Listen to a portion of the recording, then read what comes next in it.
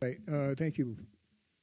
Did you guys hear about what happened with Trump? The man is desperate. Trump is very, very desperate. Anytime someone to pull something out of the air to deflect from his Epstein files scenario, fiasco, because they made it worse than it was because they're so ignorant.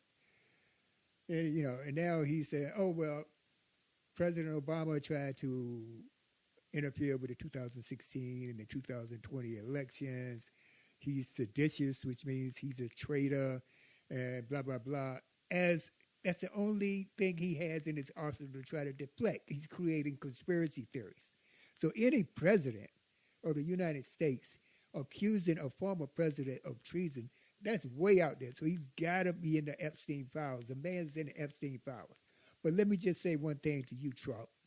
Just leave President Obama alone. He's a real president. You're fake. You're a fake president. So F you. That's what I got to say. F you. Ernest? So, one, I won't be so direct. I know. I understand. I mean, so the situation is this. There's been no denying the connection between, or the fact that there was a connection between Epstein and the current president. There was. Right? No. I mean, there's pictures, there's documents, there are interviews, there are different references throughout their lives that bring them connected to one another, right? However, I do feel like there is a lot that is within those files that's more than just the current president's connection, which kind of bears the reason why there would be a level of hesitation to kind of bringing them out. Because, again, those files could have been released within the last 4 years. Yeah, I don't care about the files, Ernest. I care about you trying to deflect using but I mean, President Obama. You know what kind of danger he's putting President Obama in? Well, first off, there is no danger other than the danger of the current administration. When you say danger, I'm talking about danger to President Obama, because you got a lot of crazies out there, and he's accusing a man of treason. I mean, but those are mere words. Not to us they may be mere words, but to these crazy people out on the far right, that's what I'm saying. But this is the people who are crazy did not need any more of a reason to be crazy. Well, now so that's what I'm saying. Like their fervor or their fervent hate towards President Obama is not going to be swayed anymore just because of what this current president is actually saying. But in addition to that, Ernest, they are doing an official investigation of this. Yeah, that's okay. Probably doing an official. I mean, that they're going to because all of it is just right, but it's just it is literally just to being able to distract the news cycle from being able to concentrate. I know that's the reason. I know it. Okay? But it's more of a putting this former president, in danger. Of when he's committing sedition, treason, trying to overthrow the elections and all that kind of stuff. The problem I want to see, but this is my final word on it, right? FAFO. You know what that means, right? Yes, of course. Okay, I'll leave it at that. So that's fair. It's very dangerous what he's doing now. It's very dangerous. Well, the fact that he occupies the White House is what's dangerous. Oh yeah. And that's where I'm coming to. It's like it's the fact that he occupies the White House is the danger in itself. It's not just the additional words in which that he was saying. The fact of the matter that when they were doing the birtherism, that in itself was dangerous. Oh yeah. So I mean, so what I'm saying But is not that as dangerous as making an accusation against a person. I mean, you can accuse a person of not being born in the country, but when you accuse a person of treason that was a former president of the United States, that was the first black president, I mean, come on, he knows it. He knows what he's doing. He also used the fact that he tried to accuse President Obama of being a Muslim, right? Oh yeah, And this is 7 years But after 9/11. What did right? he say yesterday? Barack Hussein Obama committed treason. Yes. Right? With election interference. Right. Okay? No, I get all of that. But right? and here's so right. Why should we as Black Americans accept that? I'm telling you. That has nothing to do. Well, that should have nothing to do with Black Americans. It does. Do with we have to stand beside President Obama. This is what I'm saying. That's an American thing, not just a Black American. Well, why do you think Trump is going after him? Because he's Black American. What is the impetus there? This guy has he's totally obsessed with President Obama from the time he accused him of not being a citizen to now he's saying that he's committing treason. So now the wheels are turning. The impetus is because President Obama is celebrated. Is what? The impetus is because President Obama is right, but this is what I'm saying. It's because he's celebrated. It's because there are no scandals around him. It's because he's beloved by the entire world. It's because when he walks in a certain place, so his success as the president is what is agitating this current president. So he needs to try to sully, to tarnish President Obama's name as much as he possibly can. Why? In addition to really kind of having resources, Congress focus on something else other than these Epstein files. So the thing. So and like I said, what I'm trying to get at is that the danger is just for the simple fact that he has this level of influence. The hypocrisy of sitting there saying that someone else, regardless if it's President Obama or anybody else, that anyone else was being seditious when you sit there and had the control of a mob that attacked the Capitol in order to being able to interfere with the conclusion of an election. Because all of those are still votes that have to be cast. Mm-hmm. So that in itself was an attempted coup, a bloody coup, even for the simple fact that there was only a few people that perished. One's particularly on that particular day. I think another one had died maybe a day or two afterwards, which was one of the police officers.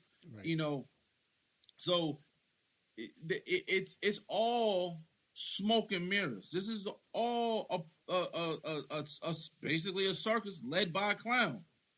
And we cannot necessarily be so distracted. Oh, I'm not distracted because I understand the rationale behind what he's doing. Yeah. Okay? But the fallout from that, it may be something tragic. So this is the thing. Here's what's most important, right? At the end of the day, he is a former president.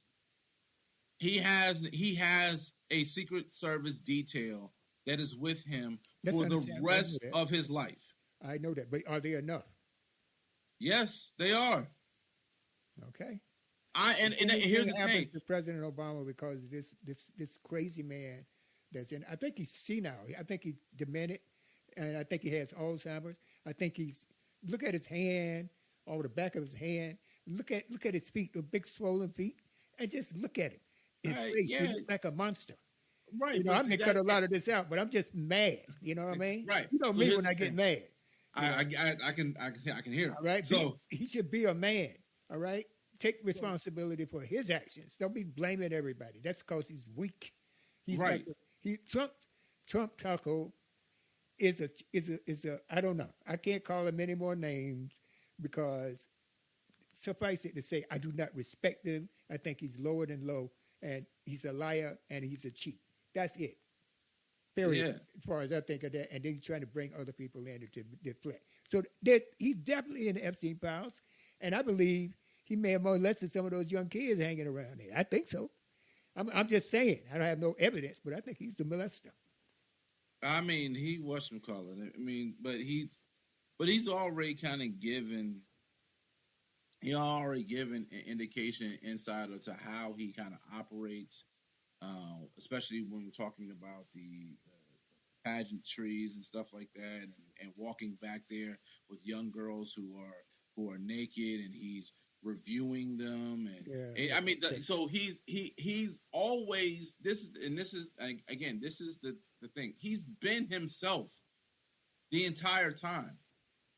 He has been himself. He is not. He didn't fake it. He told you exactly what party that he would run in as. He was a lifelong Democrat. He said if he would ever run for president, he would run as a Republican. Yes. He said if he ever shot anybody in the middle of Times Square, he wouldn't even lose a vote. Yep. He said if he did this, he put out so he's been who he is the entire time. What is it, Danny Green? That from the Minnesota Vikings, they're exactly who we thought they were. Yeah, Dennis Green. Yeah. They're exactly who we thought they were. He's exactly who we thought he was. Well, apparently half the country didn't think like that.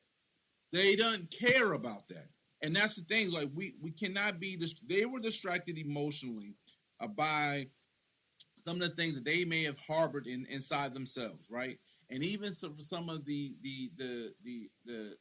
hate that some people may have for the current president as well, we cannot allow for that to be distracting, because that hate, that vitriol, and that concentration on those particular feelings and emotions is what led to a 2016 victory that he had. That's what led to a 2024 election that he's had. So, but let me just interject. Let me interject one thing. Okay, is that what he did by coming up with this nonsense about President Obama being seditious and being a traitor and being interfering with the elections.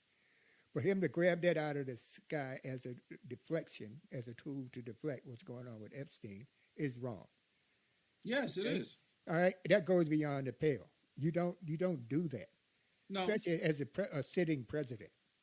You don't. Yeah, but you're talking. Yeah, so whether was it Pam? Was it Pam? You can give him all the excuses you want. I'm not. No. It's not an excuse. But there should be some type of there's a line here, pal. You can't cross a certain line. All right, he didn't cross all the lines. But what I'm saying is that he crossed the line. Who he has? He's the line. I don't care. Whatever he want to do a lot of things, but don't put a man that we love in danger like that. And he's doing it. He released the MLK files. I mean, the King family didn't want that released, but he did that. So what he's doing is he's turning that racism and that hatred against President Obama, and he's including in him so people would think about him. But a lot of we know also, better. Right, but here's the thing: a lot of those files had to be released anyways, because they were on a timeline. The JFK files were supposed to be released in 2027, so that's something that's supposed to come automatically. And there was a case done back in 1999, which the federal government assumed responsibility for the assassination of Martin Luther King, but they had already named themselves as participants or at least responsible for the assassination of Dr. King, and that was done back in 1999. I don't want to go back and litigate Dr. King. I know it's not. No, this is what I'm saying. It's not going back to litigating. The thing about it is some of these files that had been put aside had been given future dates for them to be released. Oh, so you're talking about the Freedom of Information Act? Not even just Freedom of Information Act. These files are just supposed to be declassified at a certain period of time. When something is classified, it has a time shelf and when it's going to be unclassified, Okay. and then how that information is going to then be released. So these files had already had a date that was attached to them decades ago. Again, the files for JFK had been set for 2027. So in 2 years from now, the JFK files are going to be released. But if nobody remembers the fact that there are dates that are preset for these time periods for them to be released, we're just thinking that it's just happening arbitrarily. I didn't know that. And But I mean, but apparently he's accelerating it. I mean, he could, but here's the thing: it just may be an appearance that he's accelerating something.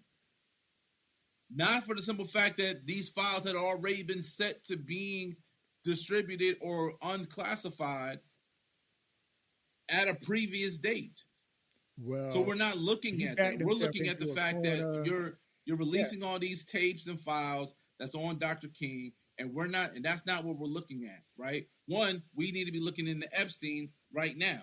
Well, we're not looking into JFK. We need to be looking at Epstein right now. Yeah. We're not looking into President Obama. Well, we need to be looking into Epstein. I understand that. I understand what you're saying. But I just wanted to let people know that this accusation against President Obama is like a last-ditch effort for Trump. Because he doesn't want that list to come out. And the thing is that he wanted the grand jury transcripts. You know, grand juries, that's a closed session. It's supposed to be secret, right? He wants those files, which won't be shed any light on anything, but it's just a show on his side that, okay, I'm going to give y'all this. But he made promises that the Epstein files list will be released, the JFK files will be released, the Martin Luther files. Okay, fine. Okay, release the Epstein files. Okay, that's the problem. And then they want Trump's criminal lawyer wants to interview Ghislaine. What's her name? Ghislaine? Yeah. What? I never heard of anything like that. Why would they're going to try to give her, some type of deal so that she'll come in there and say, oh, no, Trump wasn't involved in any of this. No. Why are they going directly to her, a convict in jail, and interviewing her? Give me a break. Only reason they're doing that is to try to avert or she may not survive. So yeah, I was thinking the same thing. The same thing happened to Epstein can happen to her.